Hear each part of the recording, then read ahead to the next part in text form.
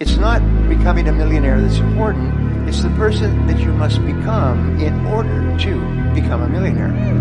Yeah. You have to become a completely different person. You have to develop character beyond 99% of the people in the world. You have to develop honesty and discipline and quality relationships and the willingness and the ability to work and set priorities and all kinds of stuff. There is no nobility in poverty. I have been a rich man and I have been a poor man, and I chose rich every time. Yeah! So you listen to me and you listen well. Are you behind on your credit card bills? Good, pick up the phone and start dialing. Is your landlord ready to evict you? Good, pick up the phone and start dialing. Does your girlfriend think you're a worthless loser? Good, pick up the phone and start dialing. I want you to deal with your problems by becoming rich. Because at least as a rich man, when I have to face my problems, I show up in the back of a limo wearing a $2,000 suit and a $40,000 gold watch. I wasn't high, wasn't wired, just clear. I knew what I needed to do and how to do it. If you decide that you will be poor, there's nothing I can do. You're gonna be poor. If you decide to be rich today, who gonna stop you? Who? If you do not have it written down, your chances of it happening is reduced drastically because it's a principle of success. You have to have everything you want written. You can think negative or you can think positive, but you can't think both at the same time. You're only going to think one way at one time. And we have to train our mind to think or look for the positive or the good in things. There's good in everything. Success is something you attract, not something you pursue. Success is looking for a good place to stay. So instead of going after it, you work on yourself. Personal development. See, the major question to ask on the job is not what are you getting? The major question to ask on the job is what are you becoming? What you think and what you believe is what will come true for you. Your thoughts create your life. It's that simple. And when we can get that, we can make enormous changes. Okay, let me show you this that I had in mind. Albert Einstein said that imagination is everything. It's the preview to life's coming attractions. That's what your imagination is. Your imagination is actually very, very real. Everything you've ever imagined is real. See, I tell young people like this. First of all, this is how your imagination works. You got to grab this concept. It is impossible for you to think an impossible thought. That is impossible. You can't think something that ain't possible. You ain't that smart. So if it's in your head, you gotta ask yourself, how did it get there? That's God showing you a preview of a coming attraction he has for you. The problem with most people is you think your imagination is hocus pocus. It's really not.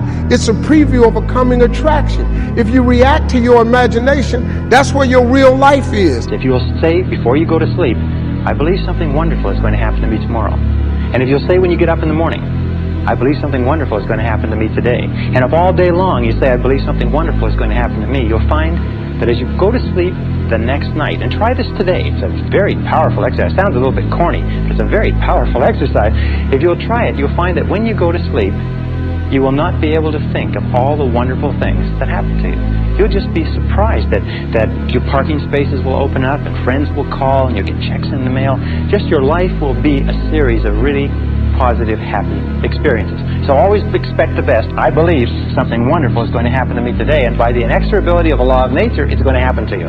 I can assure you it's happened to thousands and thousands and thousands of our graduates. It will literally astonish you, the effect of this corny little exercise.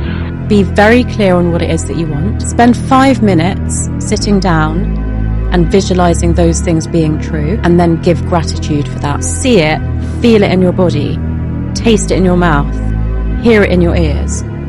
Completely immerse yourself in that for 5 minutes, longer if you can, and then just be so grateful for all of that. Essentially what you're doing is moving your brain from a fear state to a trust state. And that is the gateway to making these changes. If you have a clear, if you have a clear picture in your head of something is going to happen, and a clear belief in that it will happen no matter what, then nothing can stop it. You know what I mean? It is destined to happen, and that's what happens. Like attracts like. You have to understand, you are a magnet. Whatever you are, that's what you draw to you. If you're negative, you're going to draw negativity.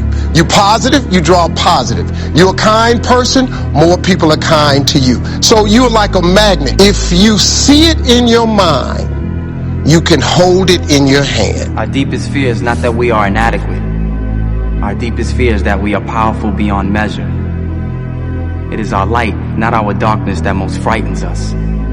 Your playing small does not serve the world. There is nothing enlightened about shrinking so that other people won't feel insecure around you. We were all meant to shine as children do. It's not just in some of us, it's in everyone. And as we let our own light shine, we unconsciously give other people permission to do the same, as we are liberated from our own fear.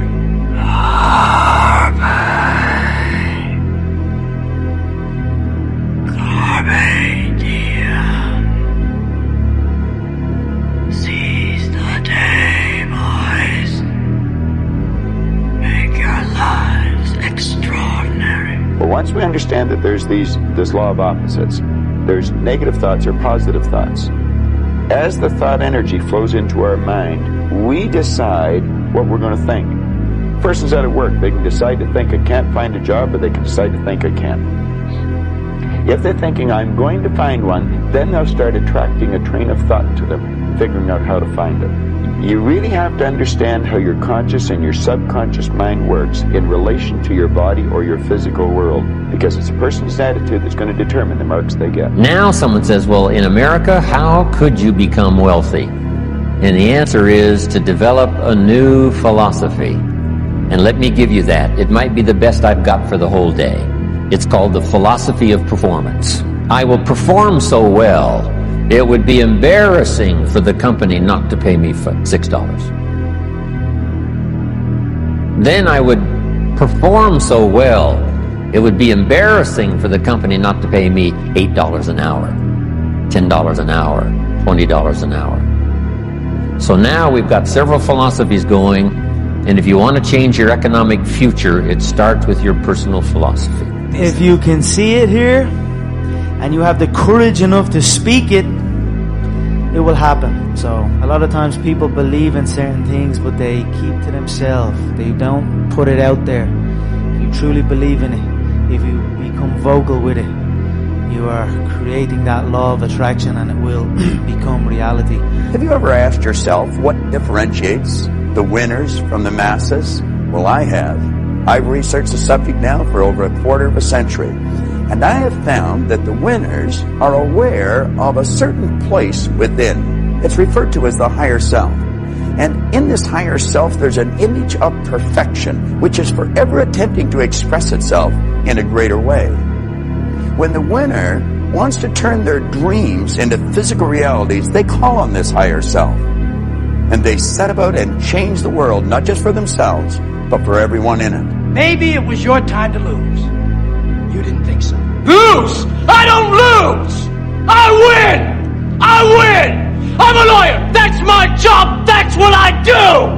If a person would sit down and let their body relax, totally relax, okay, and then start to visualize in their mind, see themselves the way they want to see themselves. See how you'd like to live your life. See yourself living it that way. Okay. Now understand that that's a picture in your mind. Take that picture and describe it. Write it out in the present tense. I am so happy now that I see myself, and write it out. Start to read it, and read it, and read it, and read it every day. Carry it around and keep reading it. The one point that all the great teachers, all down through history, have all agreed on, they've been in complete unanimous agreement on it, we become what we think about. Now, it may be fantasy at first, it might even appear to us as being a lie. But if you read it often enough, you'll start to believe it. I watch people in the seminars, personality change right in front of my eyes, and all they're doing is starting to see themselves different. They're starting to think different thoughts. Nah, I feel confident because I'm the best player in the world. That's simple. If you want to take it out from him, you know what I mean, you should rock up a suit, short, tied up to the thing. Proper microphone, that's a piece of shit.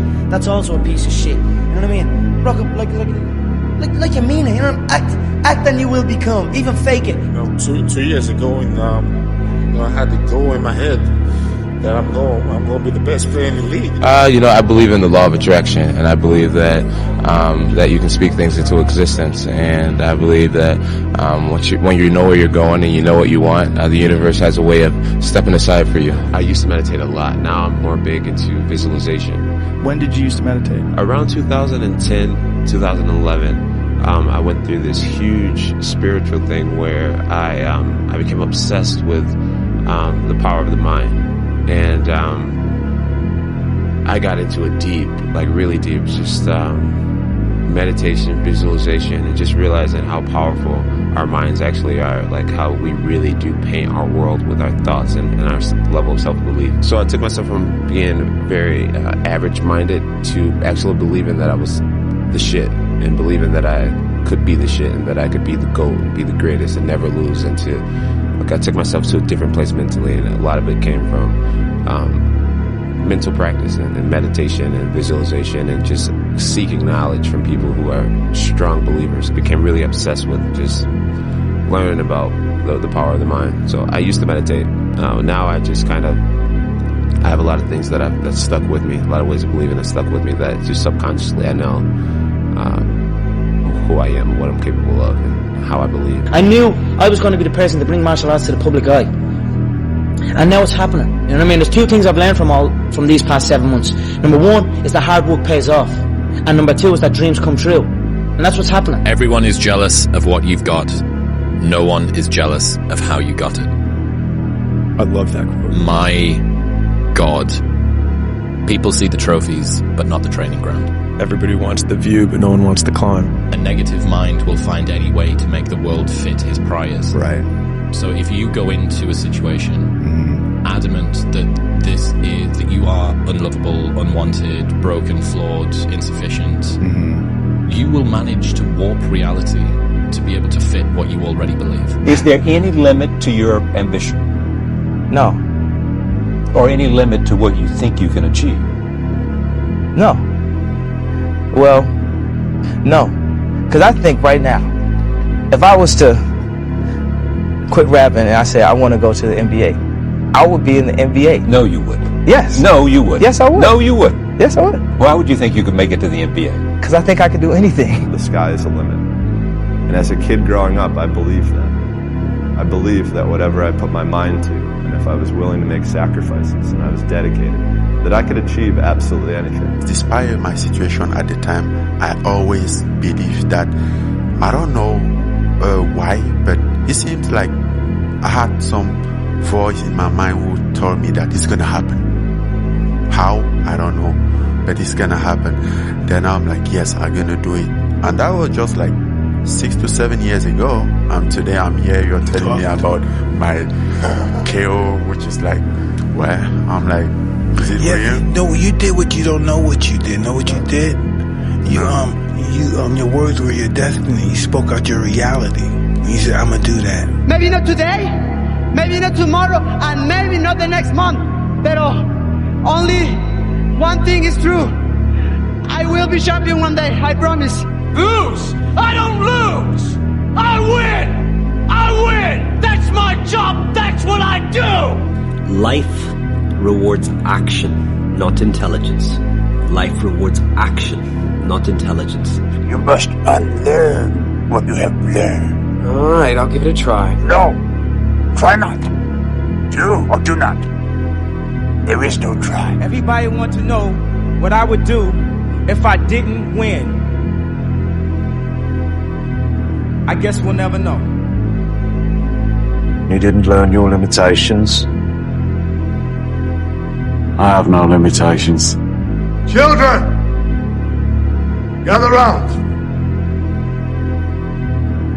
No retreat, no surrender. That is Spartan law. And by Spartan law, we will stand and fight and die. A new age has begun.